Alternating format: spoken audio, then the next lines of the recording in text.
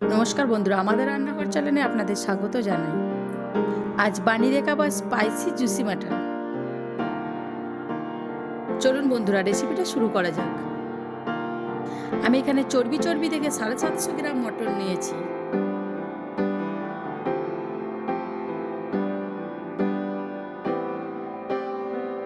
প্রথমে আমি মটনের ওপর 1 চা চামচ নুন ও 2 চা চামচ আদা রসুন বাটা দিয়ে দিলাম। ফেটিয়ে রাখা 100 গ্রাম টক দই দিয়ে দিলাম।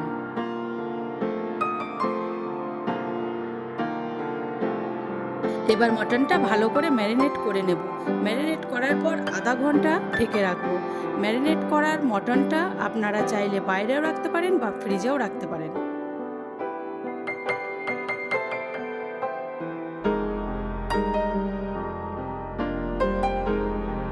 দেখুন বন্ধুরা, আমার মাটনটা ম্যারিনেট করা হয়ে গেছে। আমি এইভাবেই মাটনটা 30 মিনিটের জন্য ঢাকা দিয়ে রেখে দেবো।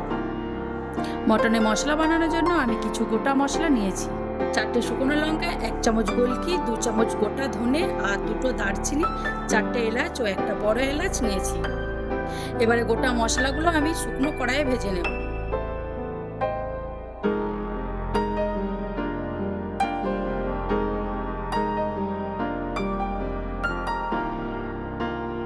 ভাজা হয়ে গেছে, এবার প্লেটে তুলে নেব।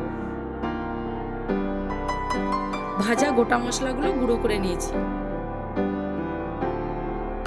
এবার কড়াইয়ে একটু জল দেব। 3টে গোটা পেঁয়াজ আমি আগে থেকে কেটে রেখেছিলাম, এবার দিয়ে দেব। পেঁয়াজগুলো হাতে করে আমি একটু ভেঙে নেব।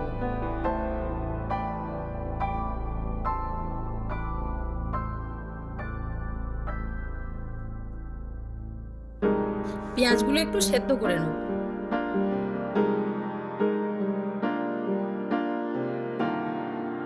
এরপর সেদ্ধ হয়ে গেছে, তুলে নেব।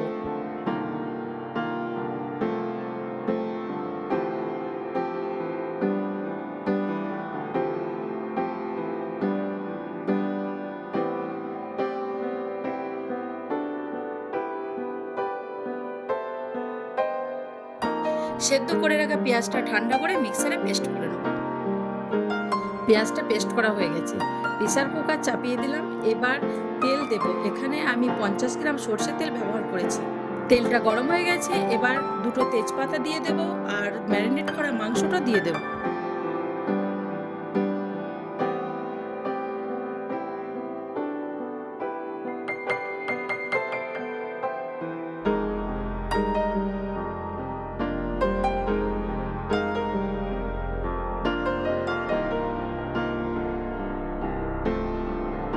দেখুন, মটরে থেকে জল বেরিয়ে গেছে। এবার আমি মিডিয়াম টু লো ফ্লেমে 3টে সিটি দিয়ে দেব।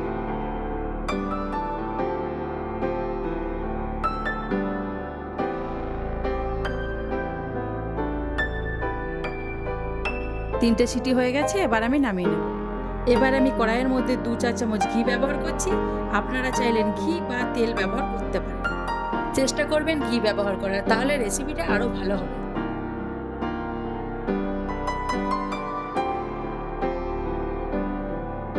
ঘি দেওয়ার পর সেদ্ধ করে রাখা যে পেঁয়াজটা আমি মিক্সারে পেস্ট করে রেখেছিলাম সেটা আবার দিয়ে দেবো।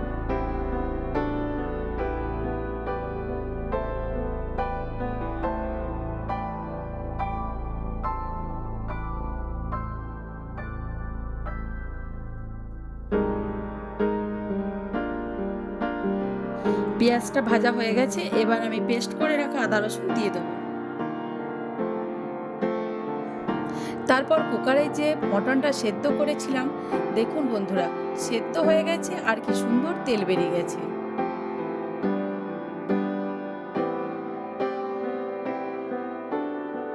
এবার আমি পেঁয়াজ ও আদা রসুন ভাজার উপরে মাংসটা দিয়ে দেবো।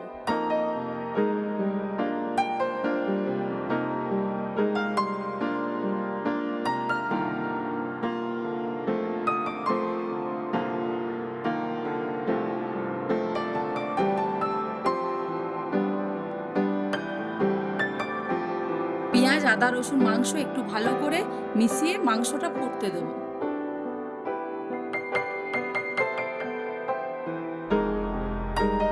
যে মশলাটা গুঁড়ো করে রেখেছিলাম সেটা এবার দিয়ে দেবো।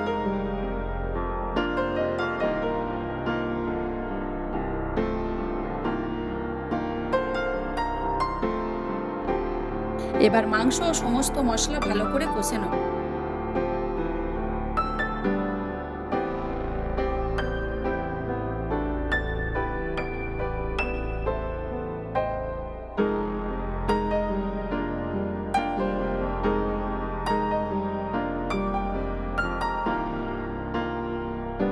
মাংসটা কষা হয়ে গেছে, এবার কটা চেরা কাঁচা লঙ্কা দিয়ে দেবো।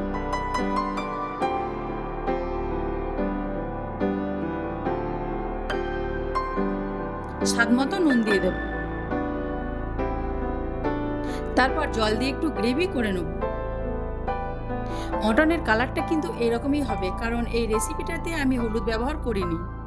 আপনারা তো অনেক রকমভাবে মাটন খেয়েছেন, একবার এরকমভাবে বানিয়ে খেয়ে দেখবেন, আপনাদের ভালো লাগবে।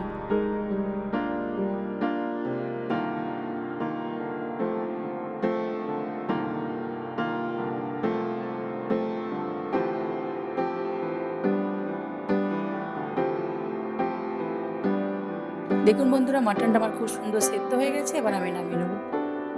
বন্ধুরা, আমার এই রেসিপিটা যদি আপনাদের ভালো লেগে থাকে তাহলে লাইক, সাবস্ক্রাইব, শেয়ার, কমেন্ট করতে ভুলবেন না। ধন্যবাদ।